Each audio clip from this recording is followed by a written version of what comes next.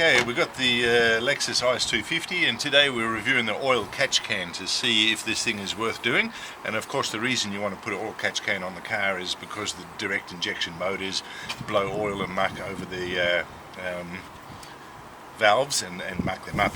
So here we've got a positive crankcase pressure line coming out here, and it goes into the oil catch can. So this will blow any muck in here and it'll capture it.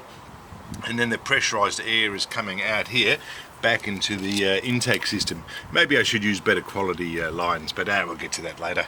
Okay, so let's I've driven it a few hundred kilometers and let's see if it's doing anything. Okay, so I unscrew it. I've put it on this plastic cover here because you know, you want to unscrew it, and there's very few places to put these things really. Okay, here she comes. Oh my, look at this little soup. Usually it's a black mucky stuff, and that's definitely, you don't want that blown through your motor, so that would not be good. The reason it's white is I used a CRC brake cleaner to clean the can out last time, but yeah, so that instead of blowing through the motor and clogging up the injectors and the valves and all this sort of stuff, it's capturing it and you can dispose of it, so this is good, worth doing.